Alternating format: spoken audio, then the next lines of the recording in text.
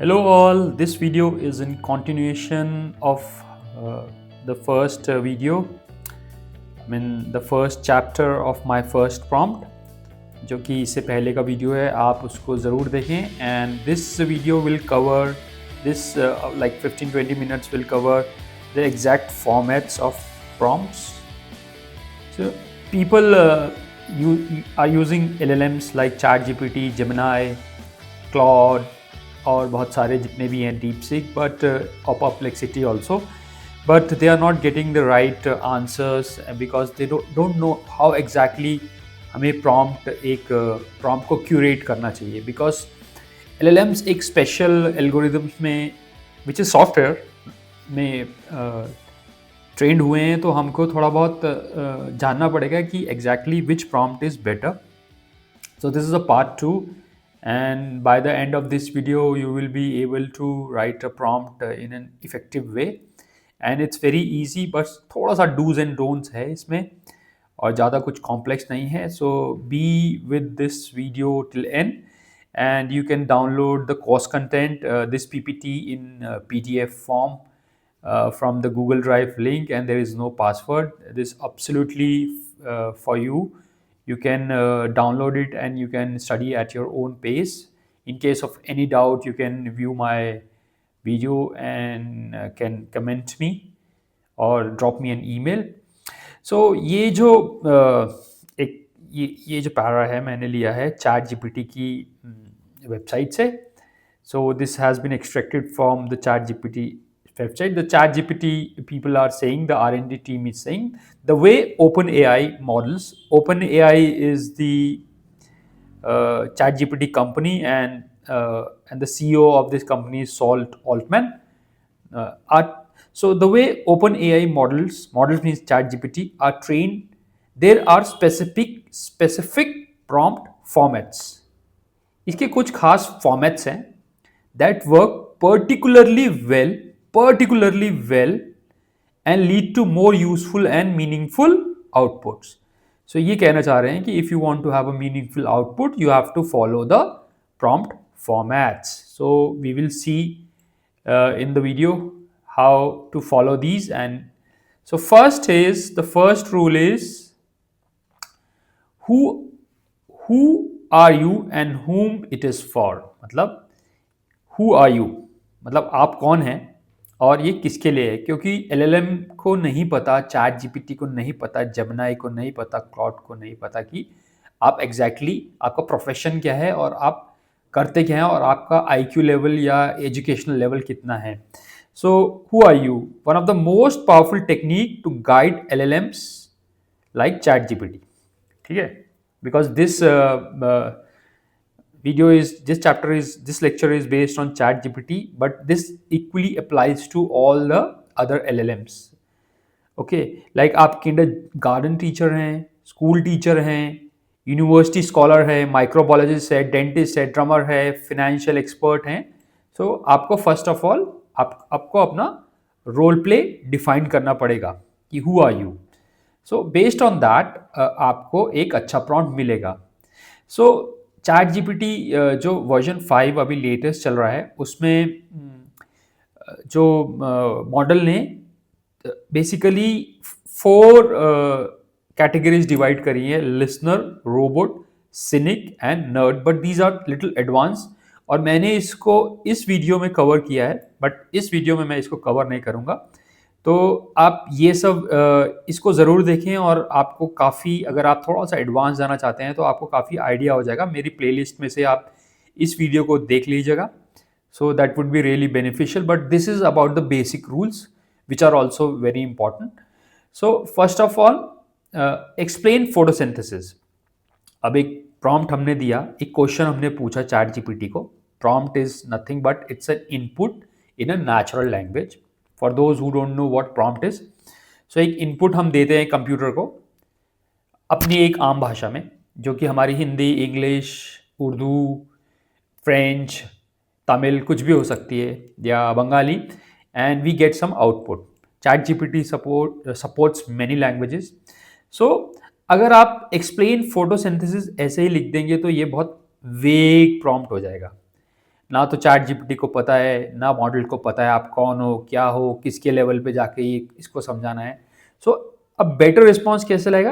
Act like a high school biology teacher. So ये आपका role हो गया। And explain photosynthesis step by step using simple real example so that whom it is for 10th grade student can understand. So इसमें role हो गया biology teacher और whom हो गया 10th ग्रेड स्टूडेंट। सो उस लेवल पे जाके जो मॉडल है वो एलएलएम को एक्सप्लेन करेगा। This equally implies to doctors, you know, the lawyers और स्कूल चिल्ड्रन, वॉट एवर। इससे आपका जो टारगेट है वो टारगेट आंसर अच्छा आएगा। सो सेकेंड रूल है put the instructions at the beginning of the prompt. जब भी आप कोई क्वेश्चन पूछ रहे हैं तो आप सबसे पहले उसको इंस्ट्रक्शंस दे मॉडल को, या चैट जीपीटी में लिखें एक्सप्लेन और एलैबोरेट समथिंग। उसको एंड में ना लिखें, एलैबोरेट दिस और उसके बाद ना लिखें, या पहले आपने लिख दिया this is my question, this is a French revolution, I would like to know the French explanation, please explain. पहले लिखिए please explain the French revolution in 100 words for grade 10 student या university students या researcher and all that, you know, या intricacies या what are the details of the particular subject, suppose the French Revolution या कोई history या Newton law या कुछ the details of the Python for the engineering student, something like this, computer science student. Put the instructions at the beginning. So what to do at the beginning of the prompt, and use various delimiters generously. This is very important, you know. Delimiters हम लोग Excel में use कर रहे थे। सो या कुछ ये डिलिमिटर्स हैं जैसे hash, although it's a markdown. अभी हम लोग एक मार्कडाउन का भी, मार्कडाउन प्रॉम्प्टिंग का भी इसके बाद एक बहुत डिटेल वीडियो आएगा which is very important. Markdown prompting is very important, वो डेडिकेटेड होगा। उसमें कुछ हम हैशेस, बिकॉज HTML में मार्कडाउन का बहुत यूज़ हुआ है, दीज आर मार्कडाउन्स। सो इससे आप बहुत अच्छा आउटपुट ले सकते हैं। And asterisks, I mean star लगा सकते हैं, और डबल कोट्स तो आपको पता ही है, और single quotes. So explain variables in Python, और अगर हम इसको ऐसे कर देते हैं तो ये काफ़ी इफेक्टिव और बढ़िया हो जाता है to the grade 10 student in whatever. But यहाँ में delimiter same with this explain Newton's law in detail. So आप इसमें डिलिमिटर्स यूज कर सकते हैं एज पर योर इंस्ट्रक्शन।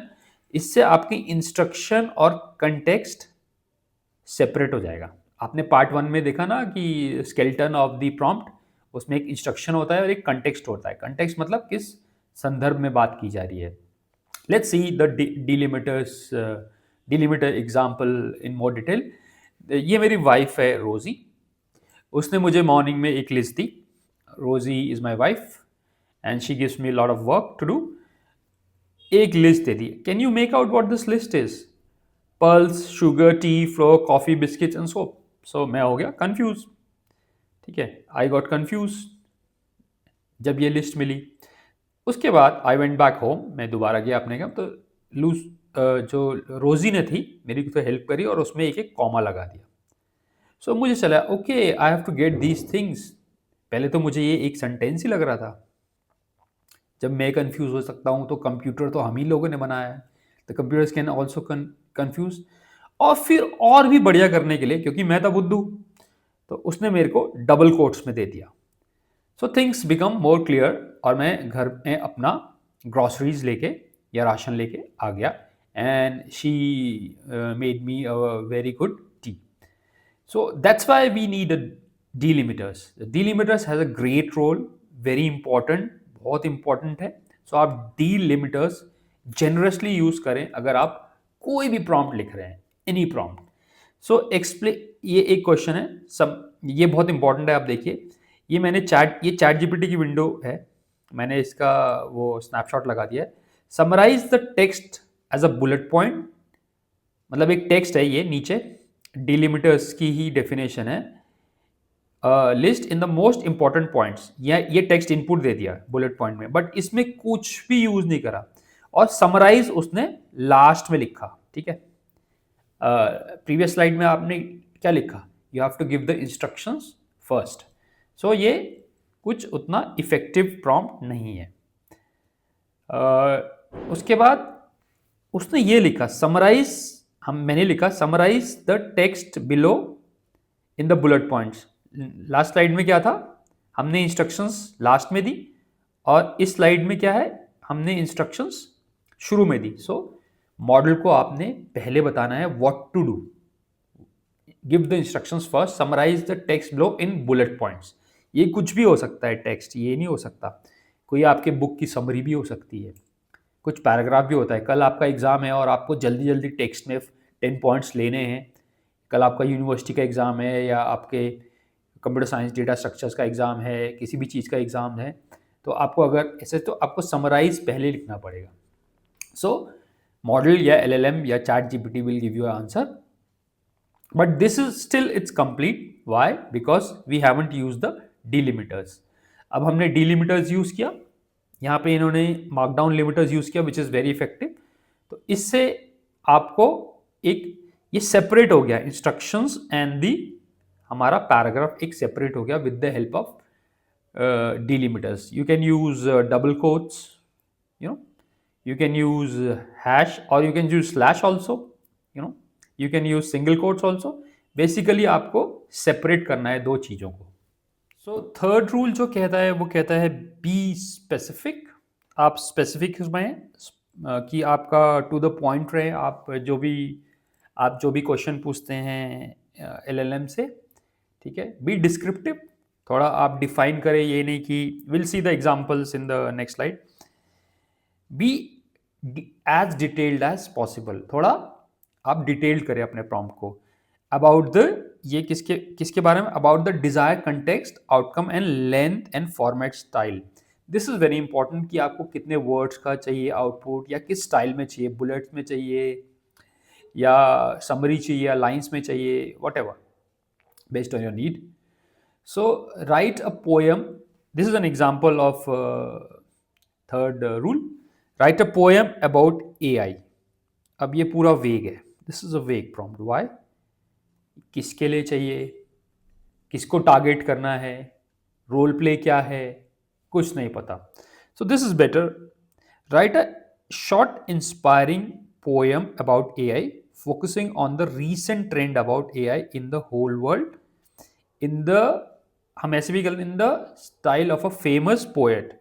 आपका फेमस पोएट शेक्सपियर भी हो सकता है, या WB यीट्स भी हो सकता है, या जो भी हिंदी के कुछ भी हो सकते हैं पोएट्स, रामधारी सिंह दिनकर या Mahadevi Verma. I don't know Mahadevi Verma write poems और not, but Ramdhari Dinkar was a very good poet.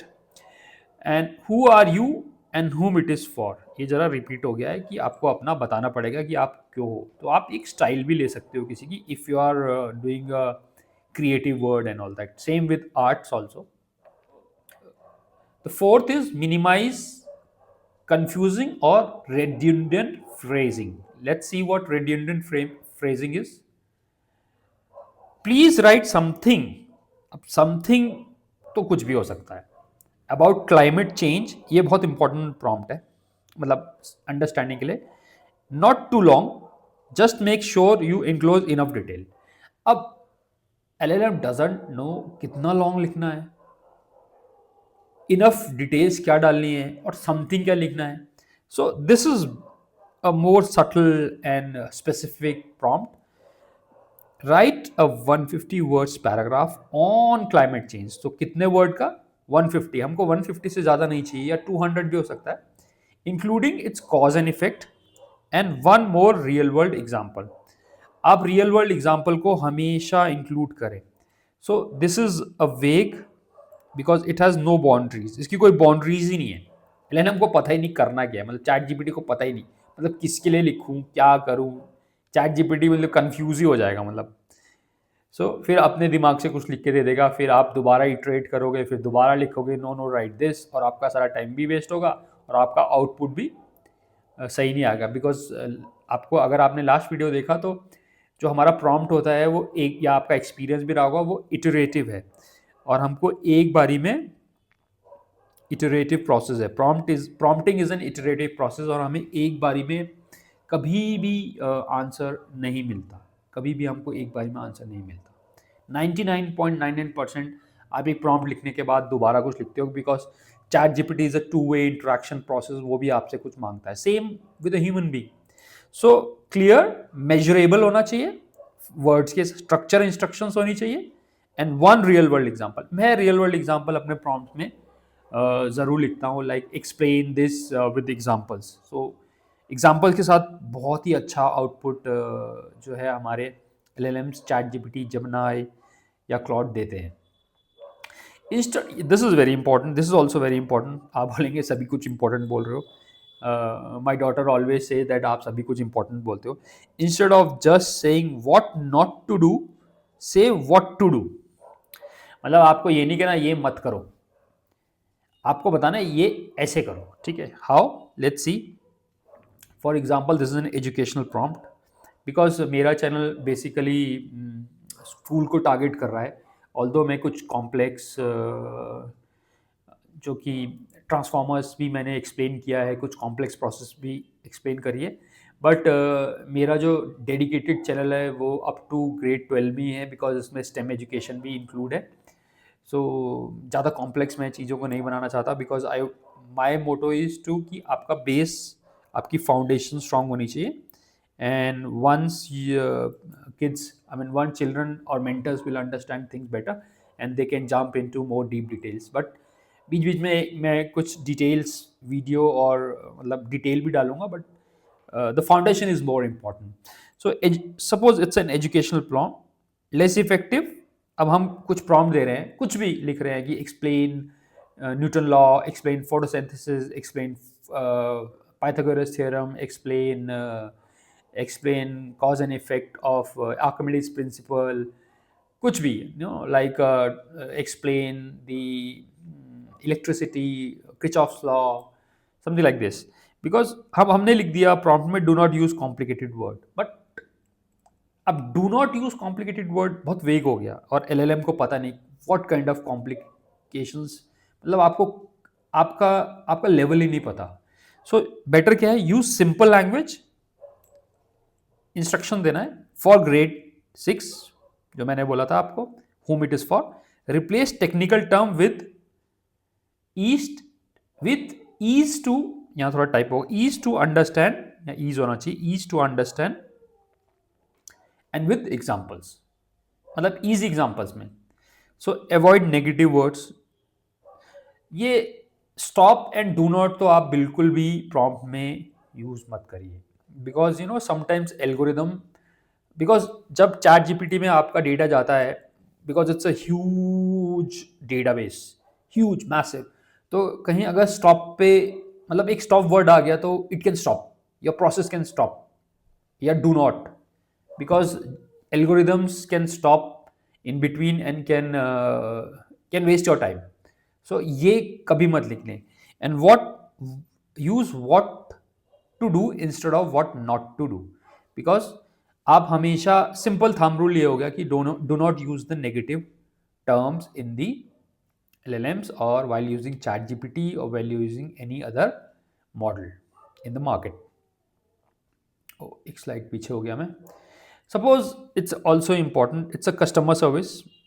अब हमको, suppose I am a customer service guy, मतलब सपोज पिछला प्रॉम्प्ट तो एजुकेशन का था, but this is about the customer service, और मेरे को अपने क्लाइंट को ये नहीं बोलना कि do not give your financial information या फाइनेंशियल नंबर्स या CVV and all that.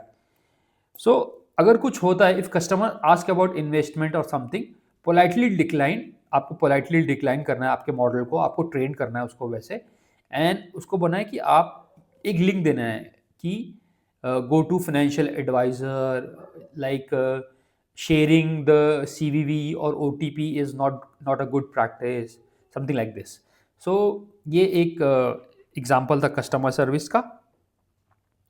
So context is a backbone of any prompt, कि किस किस संदर्भ या किस विषय में बात की जा रही है, दैट्स वेरी इंपॉर्टेंट। अगर आप वेग प्रॉम्प्ट देंगे तो आपको वेग रिजल्ट्स मिलेंगे, जो कि हमने अभी वीडियो में देखा है।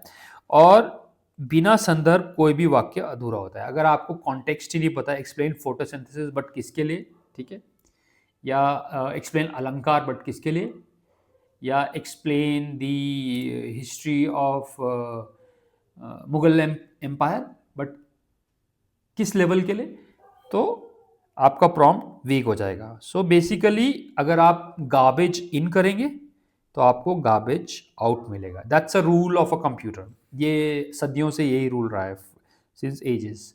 So please subscribe if you like the content. I would be really thankful, and I will feel motivated. So some examples of weak prompt हम देख लेते हैं। So explain French Revolution. Whom role play भी नहीं है, whom it is for भी नहीं है, एग्जाम्पल्स भी नहीं है, या रियल एग्जाम्पल्स भी नहीं है। What is science? बिल्कुल ही वेग। Write about the poetry. Explain Hamlet. Tell me about history. History is very huge. Premchand कौन थे? Munshi Premchand was a poet. Vague prompts confuses the AI model, and specific prompt guide the AI model.